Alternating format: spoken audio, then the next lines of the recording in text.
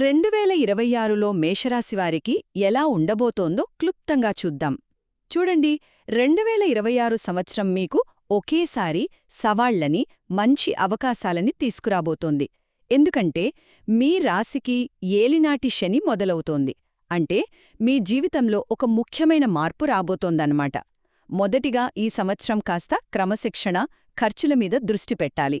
మీ 12వ ఇంట్లో అంటే వ్యయస్థానంలోకి శని వస్తున్నాడు. దీనితో మీకు ఏలినాటి శని మొదటి దశ మొదలవుతోంది. అంటే ఖర్చులు పెరగొచ్చు, కొంచెం మానసిక ఒత్తిడి ఉండొచ్చు. అయితే ఇదే సమయంలో స్పిరిచువల్గా ఎదగడానికి, విదేశాలకు వెళ్లడానికి మాత్రం చాలా మంచి టైం. సో కొంచెం ఓర్పు అవసరం. ఇక రెండవది, మీకు గురుగ్రహం అండగా నిలుస్తుంది. ముఖ్యంగా జూన్ నుంచి అక్టోబర్ మధ్య గురువు మీ 4వ ఇంట్లో ఉంటాడు. దీనివల్ల ఇంట్లో అంతా సంతోషంగా ఉంటుంది. పెద్దల సపోర్టు దొరుకుతుంది. కొత్త ఆస్తులు కొనే యోగం కూడా ఉంది. అంతేకాదు 11వ ఇంట్లో రాహు ఉండటం వల్ల అనుకోని డబ్బు వస్తుంది. చాలా కాలంగా ఎదురుచూస్తున్న కోరికలు నెరవేరుతాయి. చివరగా కెరియర్ విషయం. ఇక్కడ మిశ్రమ ఫలితాలున్నాయి. సంవత్సరం మొదట్లో మీ రాశ్యాధిపతి కుజుడి వల్ల కెరియర్లో మంచి జోషుంటుంది.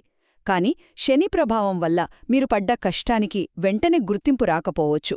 అయితే అసలు ట్విస్ట్ ఏంటంటే డిసెంబర్ తర్వాత రాహు మీ కెరీర్లో అనుకోని మార్పులు తీసుకురావచ్చు. కొత్త బాధ్యతలు రావచ్చు, ప్రమోషన్ కూడా ఉండొచ్చు.